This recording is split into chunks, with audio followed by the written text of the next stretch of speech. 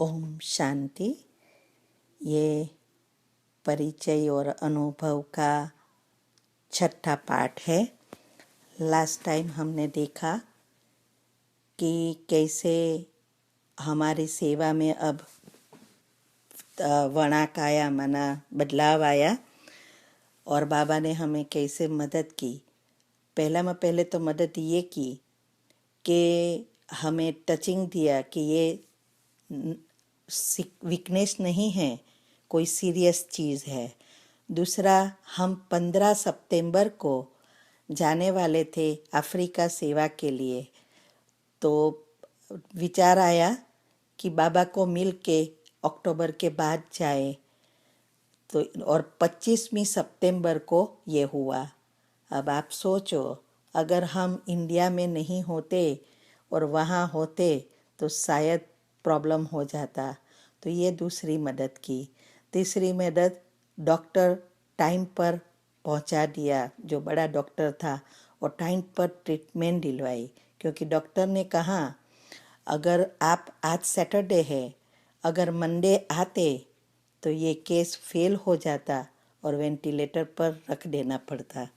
तो ये सब ये है बाबा की मदद। बाबा खुद थोड़ा आता है, लेकिन ऐसी ऐसी कुछ टचिंगे देता है। हाँ, तो उसको समझने के लिए शुद्ध दिव्य बुद्धि चाहिए। तो ऐसे करके हमने हॉस्पिटल में जैसे पहुँचे तो हमने कहा कि डॉक्टर ने कहा कि ये जीबीएस है, गुलम्बरी सिंड्रोम, और उसको इंजेक्शन देना पड़ेगा।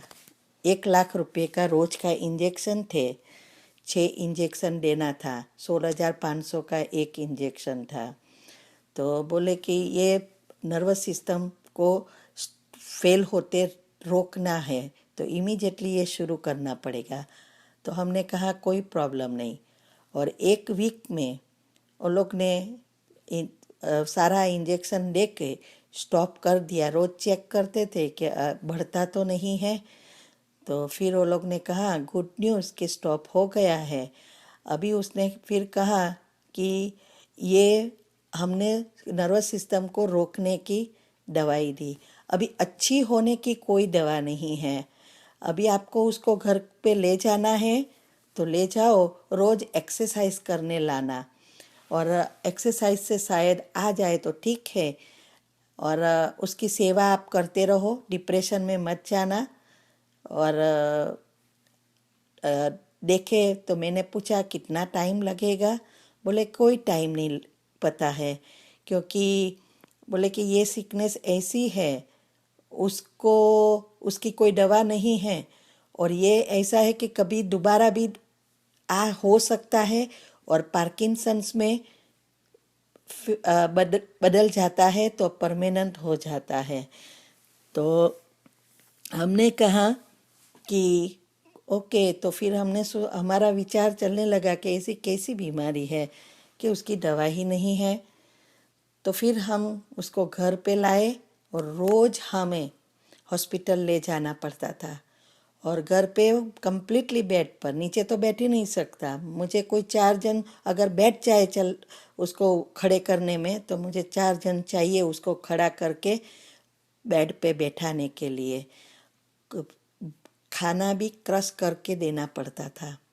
तो ऐसी हालत हो गई थी। और फिर पहले ही दिन से, जब से बाबा ने डॉक्टर ने कहा कि ये जीपीएस है, तो उसको समझी और उसकी अनुसार कमेंट्री बनाई। सुबह में 1 घंटा, और जब उसको हॉस्पिटल लेके जाती थी तो वहाँ भी योग करती थी। हर घंटे ड्रिल में भी 5 मिनट करती थी, और दोपहर को भी 1 घंटा। ऐसा करके 21 दिन एक ही जगह पे बैठने का प्रयत्न किया, जो साइंस कहती है कि जल्दी रिजल्ट मिलता है। और ऐसी कमेंट्री बनाई, और उसके जो भी इस बीमारी से पाप कर्म थे वो ख़त्म करने के लिए शुरू किया। फिर हमें रोज़ हॉस्पिटल जाना पड़ता था उसको लेकर। तो 2-3 घंटा, 9 बजे जाते थे, 12 बजे आते थे। तो 2-3 घंटा वहाँ रहती थी तो योग करते करते चक्कर भी लगाती थी। तब मुझे मालूम पड़ा कि माइंड की इतनी सारी बीमारियाँ निकली है। तो उसके जो जो टॉपिक लिखे थे, जो जो नाम लिखे थे, सबका मैंने मोबाइल में फ़ोटो ले लिया और फिर उसको समझने का प्रयत्न करने के लिए एक दफ़ा सब इकट्ठा करती गई कि ये क्या है। और वही लिखा था नीचे कि ये निशानियाँ देखा है तो तुरंत डॉक्टर को कांटेक्ट करो। लेकिन कोई ने ऐसा नहीं कहा था कि वो ना होवे उसके लिए क्या करना है। तो ऐसे करते हमें ये ट्रीटमेंट शुरू की। रोज़ जाते थे मगर कोई फ़र्क नहीं पड़ता था। तो वो भी उसको भी रोज़ एक्सरसाइज करके थक जाता था। तो लेकिन मेरे को पूरा विश्वास था कि ये कर्म जरूर चलेंगे और कुछ ना कुछ बाबा रास्ता बताएंगे। सब मुझे कहने लगे कि आप इतनी सारी भगवान की सेवा करते हो, भगवान के लिए सारा दिन पुरुषार्थ इसमें ही पड़े रहते हो, तो फिर आपके साथ ये क्यों हुआ। लेकिन वो लोग को थोड़ा पता है कि ये पिछला कर्मों का आया है हिसाब किताब। फिर कईयों ने ऐसा भी कहा कि आप ओनियन माना प्याज लहसुन नहीं खाते हैं इसलिए ये ठंडा हो गया है। कोई ने ऐसा कहा कि कबूतर मार के उसका तेल लगाओ तो जल्दी हो जाए, अच्छा हो जाएगा। ऐसे ऐसी बहुत चीज़ें कहने लगे। और जब मैं ना बोलती थी, मैं कहती थी कि देखो ये पिछले कर्मों का हिसाब आया है, वो मुझे ख़त्म करना है। अभी मुझे नया हिसाब किताब कुछ भी नहीं बनाना है। तो सब कहते थे कि आपको हस्बैंड की नहीं पड़ी है, आप अपने नियमों ही बता रही है। और फिर मैंने ये भी कहा कि आज दुनिया में प्याज लहसुन खाने वाले कितने परसेंटेज है और ना खाने वाले कितने, बहुत कम हैं। तो ये सारी हॉस्पिटल डॉक्टर की कमाई होती है, वो उनसे ही तो होती है। सब लहसुन डूंगरी ओनियन खाने वाले ही है बीमार पड़ते हैं। ऐसा किसने कहा कि वो खाते हैं तो नहीं बीमार पड़ते हैं।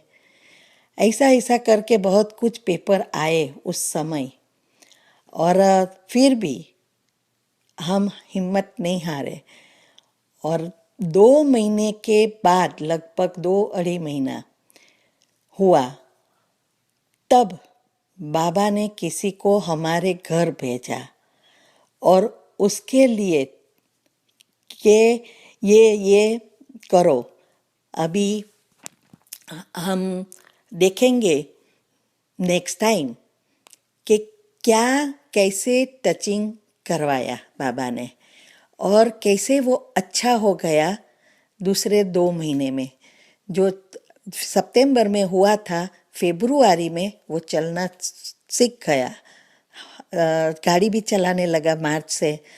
तो ये कैसे हुआ ये हम नेक्स्ट टॉपिक में सुनेंगे। ओम शांति। अच्छा लगे तो कमेंट करते रहना प्लीज़। Okay, thank you.